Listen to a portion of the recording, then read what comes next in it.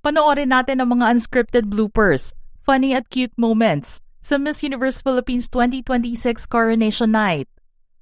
Ang delayed reaction ni Bea Milian Wendorsky.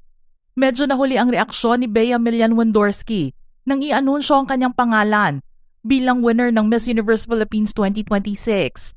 Siguro dahil hindi niya rin ine-expect na i-announce kaagad ang winner at wala nang runners-up. At siguro dahil gutom at pagod na rin siya, kaya nasa isip niya ay, ako pa lang nanalo?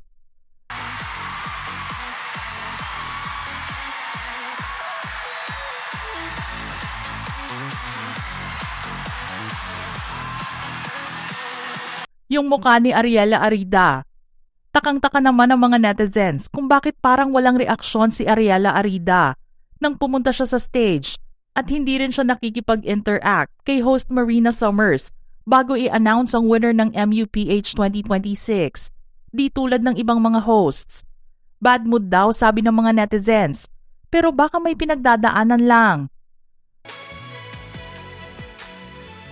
Hi, Ariela.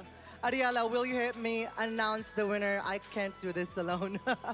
All right. Muntik nang malaglag ang crown.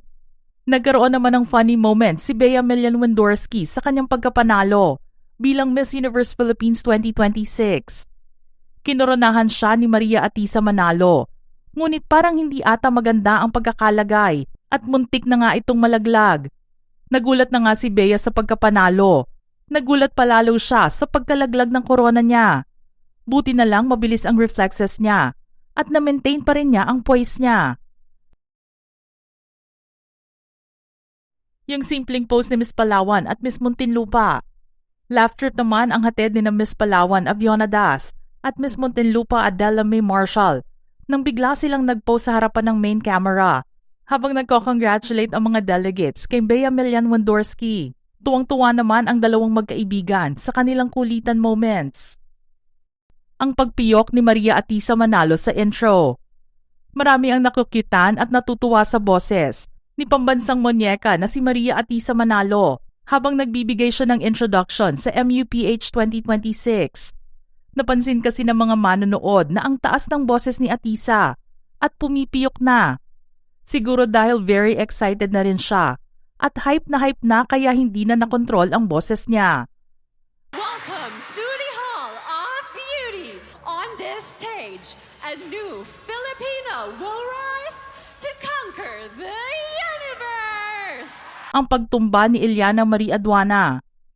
Minsan talaga ay meron ng nadadapa at natutumba sa mga pageant. Bagamat walang natumba sa mga candidates ng MUPH 2026 sa buong Coronation Night, hindi naman nakaligtas ang isa sa mga host nito. Nakita sa video ang pagkatumba ni MUPH 2025 second runner-up at host na si Eliana Marie Aduana bago siya pumunta sa gitna para i-introduce ang MUPH officers. Inalalaya naman kaagad siya ng isang contestant matapos ma-out of balance. Siyempre wala lang ito para kay Eliana. Tinuloy pa rin niya ang introduction at nagbigay lang siya ng witty na comment tungkol dito. Philippines 2025 first runner-up, Teresita San Marquez.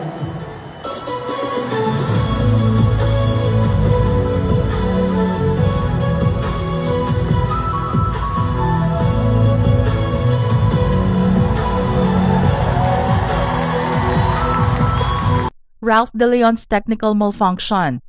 Laugh trip naman ang hatid ni Ralph De Leon nang magkaroon sila ng technical malfunction sa stage bago niya i-announce ang final walk ni Maria Atisa Manalo. Ilang beses siya naka-cut off ng production sounds at hindi sila makapag-coordinate sa hindi malamang dahilan.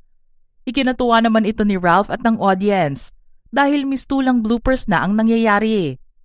Tonight, we have witnessed Filipinas who have stepped into their power and owned their story.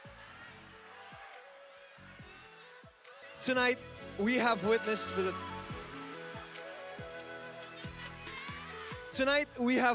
Filipinas who have stepped into their power and owned their story.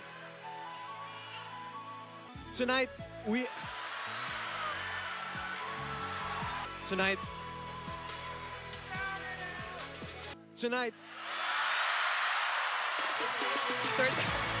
So tonight, we have witnessed Filipinas who have stepped into their power. There you have it mga ka-showbiz peeps. Alin dito sa listahan ang natuwa kayo? Meron pa bang mga bloopers or funny moments ang gusto nyong idagdag? Just comment below.